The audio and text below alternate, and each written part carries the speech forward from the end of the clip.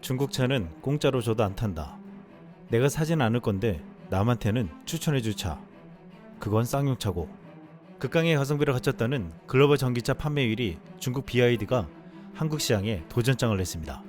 중국은 한국 시장에 엄청난 자금을 투자해 공격적인 마케팅을 펼치려고 하고 있습니다. 그런데 한국에서 그동안 중국에게 받은 대로 그대로 돌려주려 한다는 말이 나오고 있습니다. 국내 최대 광고업체 제이기에게 광고를 맡겨 BYD는 못으로 배터리를 관통해도 괜찮다는 이미지를 내세웠습니다. BYD는 중국에서 2022년 GM과 테슬라를 큰 폭으로 앞질러 1위를 차지하고 2023년부터 이스라엘, 뉴질랜드, 싱가포르, 태국 시장에서 순전기차 판매 1위를 차지했습니다. 이 모든 게 극강의 가성비 때문이라고 했습니다.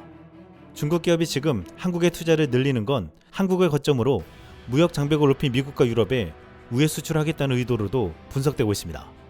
그런데 지금 이러한 중국의 전략에 한국이 찬물을 끼얹었다는 말이 나오고 있습니다.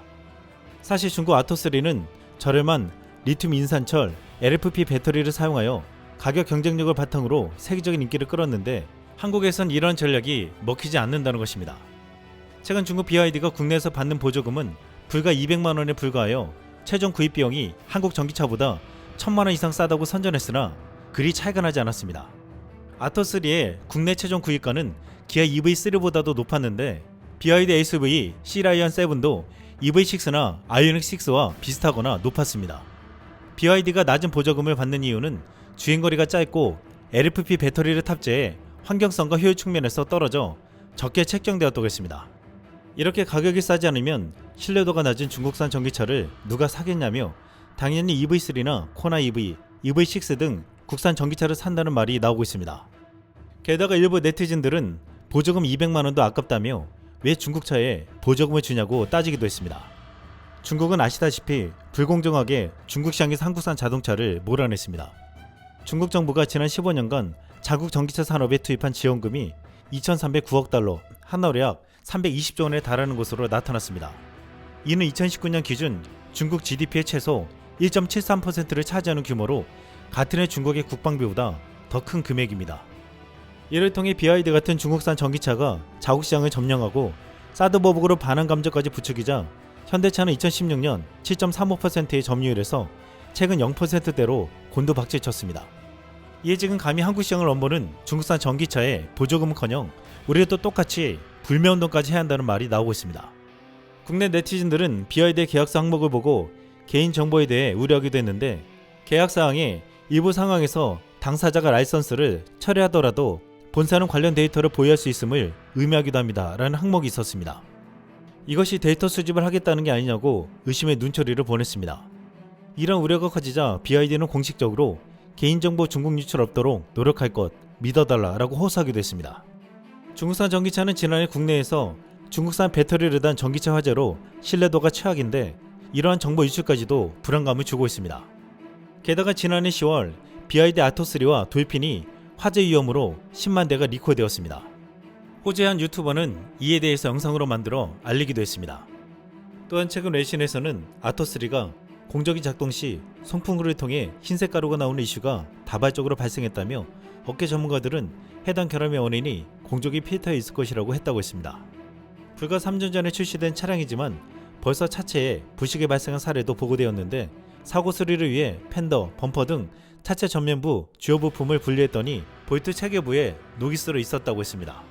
또한 해외 커뮤니티에서는 휠 베이, 도어 부분에서도 부식이 확인된 것으로도 알려졌습니다. 이동 중에 도어 잠금이 해제되는 아찔한 사례도 있었습니다. 또한 영국의 카와우라는 자동차 리뷰 채널에서 BYD 아토3에 대해서 충격적인 리뷰를 한 바 있습니다. This is the new BYD Atto 3 and it's a little bit like Tom Cruise because on the outside it seems perfectly normal but in some ways it is quite weird. Now in this video I'm going to tell you why as I talk you around the exterior, show you the inside, see how practical it is, try its technology and of course take it for a drive. Well, the exterior of the BYD Atto 3 is generic, the interior is anything but, and this is where things start to get a little bit Tom Cruise weird. So the design is supposed to mimic a gym. These are supposed to be dumbbells. Don't know what this shapy stuff has to do with a gym. It actually reminds me of something. It reminds me of a character in Return of the Jedi, that weird kind of like fishy looking alien that helps Lando Calrissian fly the Millennium Falcon. There are a few bits that aren't quite so great. For instance, when I was altering the seating position and the position of the wheel, the plastics under here are so scratchy, it actually really hurt my thumb on them. The seating position is actually all right with enough adjustment. Then there's the plastics on the door handle. Well, you've got this nice soft leather there.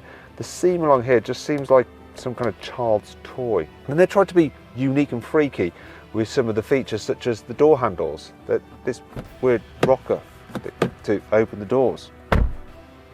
Now, if you need to carry 3 people at once, yeah, you know, it's better actually in the middle. There's a bit more room because of the glass roof. However, the body isn't the widest, so it's a bit of a squeeze in terms of shoulder room. However, if you want to carry 3 people in the back at once, you might be better off with the Kia Niro EV. So I'm at 40, I'm going to accelerate now up to 70. It's all quite relaxing and serene. Throwing the throttle, pickup is pretty decent, but then at around 62 miles an hour, you get this. And at 70, it's even worse. That's a lot of wind noise. So it reminds me of being on holiday in a caravan on a cliff top in Wales, where the wind would just batter the caravan and keep you awake at night. But you have no encouragement to drive it quickly because you don't feel like you can communicate that well with the car. There's not much of a conversation between you and it because the controls just aren't that great. It's like you're speaking it in English and it only really understands Mandarin. I'll tell you what, an MG4 is definitely better to drive. 또한 영국의 최대 자동차 구매 브랜드 와카는 중국의 아토3에 대해서 집중 분석한 영상을 올렸습니다. 배터리 효율이 떨어져 주행거리가 짧고 시골길이나 고속도로에서 빨리 달릴 때 너무나도 큰 불안정성에 대해서 지적했습니다.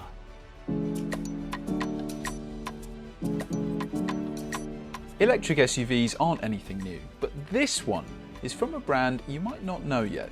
So is the BYD Atto 3 a name that everyone should be aware of? Is this going to inspire you to go to the gym? And does it have the most cutting-edge battery technology that we've ever seen in an EV? Or is this a left-field choice that should remain unknown? In this review, we're finding out.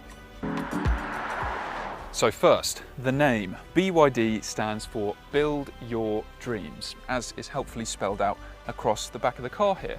But there is already talk of, on future BYD models, having an option to delete this badging. And the Atto 3 part of the name is inspired by the Atto Second, which is the smallest timescale unit in physics. Now, what battery does the Atto 3 get and how far can it travel on a full charge? Well, the first thing to point out is that there's no choice in the lineup, so you can't buy an Atto 3 with a shorter range and a smaller battery or a longer range and a bigger battery.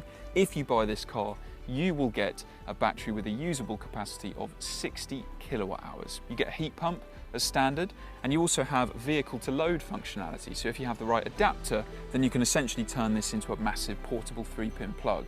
And the official range of this car is 260 miles.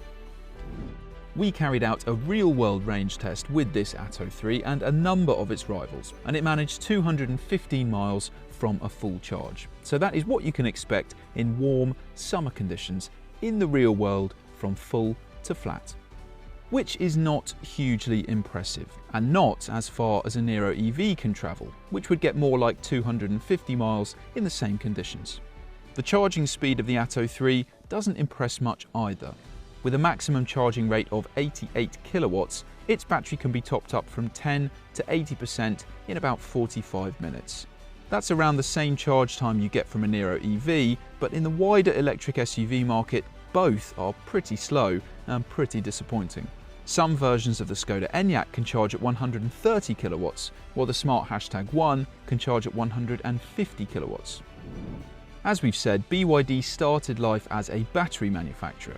The Atto 3 gets what's called a blade battery, and it's a lithium iron phosphate unit, LFP, which unlike most other electric car batteries, doesn't need cobalt. So for a start, that's a plus, because the mining of cobalt is quite a contentious issue.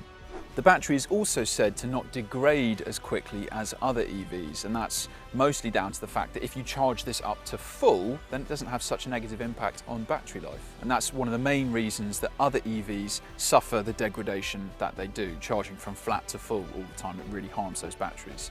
This is also apparently a very durable battery, but this is less energy dense, so it's heavier than a rival battery with the same capacity.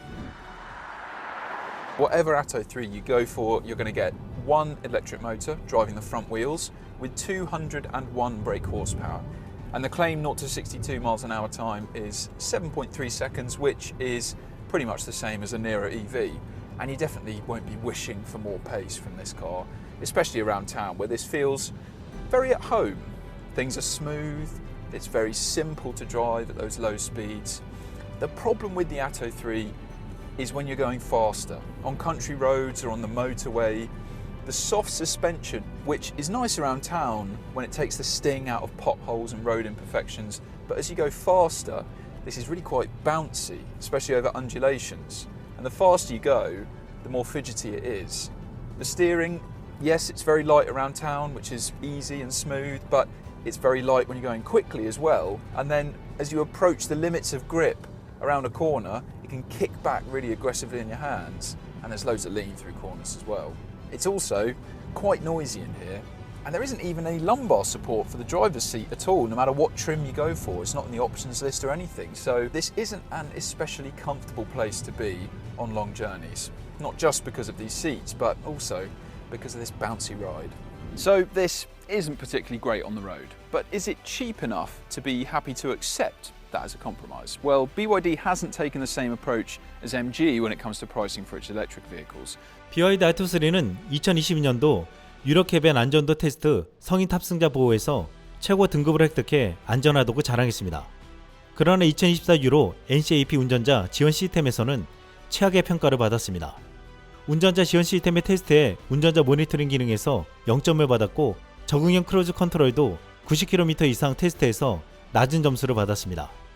유로 NCAP는 보고서에서 차량의 운전자 지원 시스템이 사고를 피하기 위한 중대한 상황을 관리하는데 필요한 최소 기준을 충족하지 못했으며 시스템 전체가 권장하지 않음 등급을 받았다고 했습니다.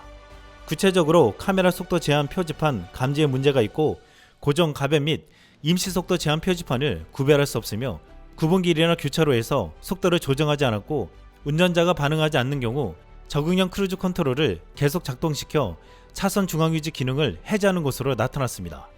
실제 국내 자동차 유튜버가 아토 3를 타고서 자율주행 도로 테스트를 했는데 자꾸 중앙선을 침범해서 강제로 핸들을 돌려야만 했습니다. 그냥 놔두면 위험천만한 대형 사고가 일어날 듯 했습니다. 이를 보고 한 국내 네티즌은 이렇게 말했습니다. 바이 요단강 드리프트의 약자냐 BYD. 이상 썰망이었습니다.